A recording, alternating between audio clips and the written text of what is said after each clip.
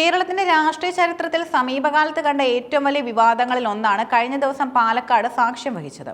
Youth Congress സംസ്ഥാന അധ്യക്ഷനും പാലക്കാട് എംഎൽഎയുമായ രാഹുൽ മാങ്കൂട്ടത്തിൽ അതീവ ഗുരുതരമായ ലൈംഗിക പീഡന പരാതിയിൽ അറസ്റ്റിലായതോടെ യുഡിഎഫ് ക്യാമ്പുകൾ അക്ഷരാർത്ഥത്തിൽ ഞെട്ടിയിരിക്കുകയാണ്. നിയമസഭാ തെരഞ്ഞെടുപ്പ് പടിവാതിക്കൽ നിൽക്കെ പാർട്ടിയുടെ യുവമുഖങ്ങളിൽ പ്രധാനിയായ ഒരാൾ ഇത്തരമൊരു ക്രിമിനൽ കേസിൽ കുടുങ്ങിയത് കോൺഗ്രസ് ഹൈക്കമാൻഡിനെയും പ്രതിരോധത്തിലാക്കിയിരിക്കുന്നു. ഞായറാഴ്ച പുലർച്ചെ 12:30ഓടെയാണ് പാലക്കാട്ടെ KPM റീജൻസി ഹോട്ടലിൽ നിന്നും രാഹുലിനെ പോലീസ് സംഘം പിടികൂടിയത്. വിവരങ്ങൾ ചോരാതിരിക്കാൻ അതീവ രഹസ്യമായാണ് ഈ ഓപ്പറേഷൻ ആസൂത്രണം ചെയ്തത്. ശനിയാഴ്ച രാത്രി 10 മണിയോടെ തന്നെ ജില്ലയിലെ ഉന്നത പോലീസ് ഉദ്യോഗസ്ഥർ ഫോണുകൾ സ്വിച്ച് ഓഫ് ചെയ്ത് നീക്കങ്ങൾ രഹസ്യമാക്കി. ഷൊർണൂർ ഡിവൈഎസ്പിയുടെ നേതൃത്വത്തിലുള്ള 8-അംഗ സംഘം ഹോട്ടലിലെത്തി. വിവരങ്ങൾ പുറത്തു പോകാതിരിക്കാൻ ഹോട്ടൽ റിസപ്ഷനുകളിലുള്ളവരുടെ മൊബൈൽ ഫോണുകൾ വരെ പോലീസ് പിടിച്ചെടുത്തു. രാഹുലിന്റെ ഡ്രൈവറും സഹായിയും പുറത്തുപോയ തക്കം നോക്കിയാണ് പോലീസ് അദ്ദേഹം താമസിച്ചിരുന്ന 2002 നമ്പർ മുറിയിലെത്തിയത്. ആദ്യം വാതിൽ തുറക്കാൻ വിസമ്മതിച്ച രാഹുൽ കസ്റ്റഡി രേഖപ്പെടുത്താൻ വന്നതാണെന്ന് പോലീസ് ഉറപ്പിച്ചു പറഞ്ഞതോടെയാണ് വഴങ്ങിയത്. നിലവിൽ താമസിച്ചിരുന്ന ഫ്ളാറ്റിൽ നിന്നും പുറത്തായതിനെ തുടർന്നാണ് രാഹുൽ ഹോട്ടലിൽ മുറിയെടുത്തതെന്നതും കേസിന്റെ ഗൗരവം വർദ്ധിപ്പിക്കുന്നു. പത്തനംതിട്ടയിൽ രജിസ്റ്റർ ചെയ്ത FIR പ്രകാരം കേസ് പ്രത്യേക അന്വേഷണ സംഘത്തിന് കൈമാറിയിരുന്നു.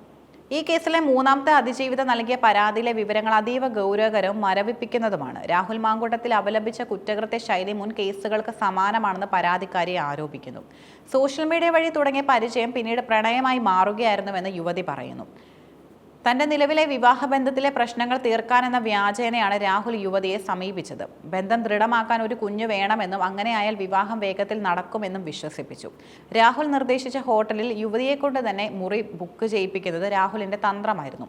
മുറിയിലെത്തിയ ഉടൻ യാതൊരു സംസാരത്തിനും നിൽക്കാതെ രാഹുൽ തന്നെ ക്രൂരമായി ബലാത്സംഗം ചെയ്തു. ഗർഭധാരണത്തിന് സാധ്യതയുള്ള സമയമാണെന്ന് അറിയിച്ചിട്ടും അത് അവഗണിച്ച് ലൈംഗികമായി പീഡിപ്പിക്കുകയും മുഖത്തടിക്കുകയും ശാരീരികമായി ഉപദ്രവിക്കുകയും ചെയ്തു. യുവതി ഗർഭിണിയാണെന്ന് അറിയിച്ചതോടെ രാഹുലിന്റെ മനോഭാവം മാറി. അസഭ്യം പറയുകയും പിതൃത്വത്തെ അധിക്ഷേപിക്കുകയും ചെയ്തു. DNA പരിശോധനയ്ക്ക് തയ്യാറാണെന്ന് അറിയിച്ചിട്ടും രാഹുൽ സാമ്പിൾ നൽകാൻ തയ്യാറായില്ല. ഗർഭചിത്രം നടത്താൻ കടുത്ത സമ്മർദ്ദം ചെലുത്തിയതിനെ തുടർന്നുണ്ടായ മാനസിക ആഘാതത്തിൽ യുവതിയുടെ ഗർഭം അലസിപ്പോയി. പാലക്കാട് ഉപതെരഞ്ഞെടുപ്പ് കാലത്താണ് രാഹുൽ വീണ്ടും യുവതിയുമായി ബന്ധം പുതുക്കിയത്. ഈ സമയത്ത് ആഡംബര വാച്ചുകളും വസ്ത്രങ്ങളും വില കൂടിയ ചെരുപ്പുകളും വാങ്ങി നൽകാൻ യുവതിയെ നിർബന്ധിച്ചു. വലിയൊരു തുക ഇത്തരത്തിൽ കൈക്കലാക്കിയതായും പരാതിയിലുണ്ട്. കേരള കേഡറിലെ ഏറ്റവും ശ്രദ്ധേയനായ വനിതാ IPS ഉദ്യോഗസ്ഥരിലൊരാളായ G പൂങ്കുഴലിയാണ് അന്വേഷണത്തിന് നേതൃത്വം നൽകുന്നത്.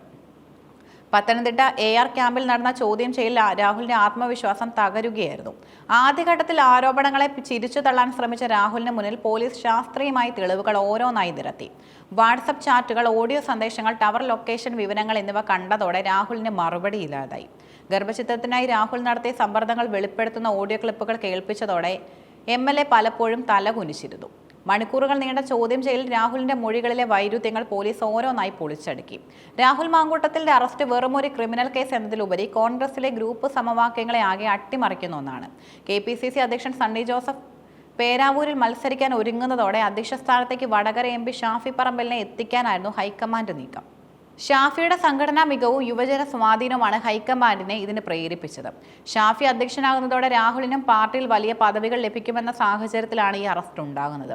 ഷാഫിയുടെ ഏറ്റവും അടുത്ത വിശ്വസ്തൻ പീഡനക്കേസിൽ കുടുങ്ങിയത് ഷാഫിയുടെ അധ്യക്ഷ സ്ഥാനത്തേക്കുള്ള വരവിനെ ദുർബലപ്പെടുത്താൻ പാർട്ടിക്കുള്ളിലെ തന്നെ എതിർചേരി ഉപയോഗിക്കുമെന്നതും ഉറപ്പാണ്. MM ഹസൻ, KC ജോസഫ് തുടങ്ങിയ മുതിർന്ന നേതാക്കൾക്കിടയിൽ ഷാഫിക്ക് ചുമതല നൽകുന്നതിനെതിരെ അതൃപ്തി ഉണ്ടായിരുന്നു. ഈ അറസ്റ്റോടെ സ്വന്തം ഗ്രൂപ്പുകാരെ നിയന്ത്രിക്കാൻ കഴിയാത്തവർ എങ്ങനെ പാർട്ടിയെ നയിക്കുമെന്ന ചോദ്യം അവർ ഉന്നയിച്ചു കഴിഞ്ഞു. ആദ്യ 2 കേസുകളിൽ രാഹുലിന് കോടതിയിൽ നിന്ന് മുൻകൂർ ജാമ്യം ലഭിച്ചിരുന്നു. എന്നാൽ മൂന്നാമത്തെ പരാതിയിലെ ഡിജിറ്റൽ തെളിവുകളും അതിജീവിതയുടെ രഹസ്യമൊഴിയും പോലീസിന് വലിയ മുൻതൂക്കം നൽകുന്നു. രാഹുലിന്റെ മൊബൈൽ ഫോണുകൾ ശാസ്ത്രീയ പരിശോധനയ്ക്കായി ലാബിലേക്ക് അയച്ചു. ഇതിൽ നിന്നും ഡിലീറ്റ് ചെയ്ത വിവരങ്ങൾ വീണ്ടെടുക്കുന്നത് കേസിൽ നിർണായകമാകും. പരാതി നൽകിയാൽ കുടുംബത്തെ ഇല്ലാതാക്കുമെന്ന് ഭീഷണിപ്പെടുത്തിയത് ക്രിമിനൽ കുറ്റത്തിന്റെ ഗൗരവം വർദ്ധിപ്പിക്കുന്നു. വൈദ്യപരിശോധനയ്ക്ക് ശേഷം രാഹുലിനെ മജിസ്ട്രേറ്റിന് മുന്നിൽ ഹാജരാക്കി റിമാൻഡ് ചെയ്തു. പത്തനംതിട്ടയിൽ രജിസ്റ്റർ ചെയ്ത കേസ് ക്രൈംബ്രാഞ്ച് ആകും ഇനി കൂടുതൽ അന്വേഷിക്കുക. നിയമസഭാ തെരഞ്ഞെടുപ്പിൽ ഒരുങ്ങുന്ന UDFന് രാഹുലിന്റെ അറസ്റ്റ് വലിയൊരു പ്രഹരമാണ്. സ്ത്രീ സുരക്ഷയും ധാർമ്മികതയും പ്രസംഗിക്കുന്ന കോൺഗ്രസ് നേതൃത്വം സ്വന്തം MLAക്കെതിരെ ഉയർന്ന ഈ ആരോപണങ്ങൾക്ക് എന്ത് മറുപടി നൽകുമെന്നാണ് പൊതുസമൂഹം ഉറ്റുനോക്കുന്നത്. LDFും BJPയും ഈ വിഷയം രാഷ്ട്രീയ ആയുധമാക്കുമെന്നതും ഉറപ്പാണ്. പാലക്കാട് ഉപതെരഞ്ഞെടുപ്പ് കാലത്തെ സാമ്പത്തിക ചൂഷണം ആരോപിക്കപ്പെട്ടത് BJPക്കും CPMനും വലിയ പ്രചാരണ വിഷയമാണ് നൽകുന്നത്.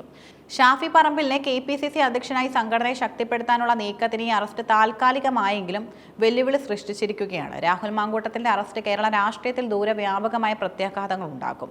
ഇത് വെറും ഒരു ചതിയുടെയോ പീഡനത്തിന്റെയോ കഥ മാത്രമല്ല, മറിച്ചൊരു രാഷ്ട്രീയ പ്രസ്ഥാനത്തിന്റെ നേതൃത്വത്തിലേക്കുള്ള വളർച്ചയും തകർച്ചയും നിർണ്ണയിക്കുന്ന സന്ധിയാണ്.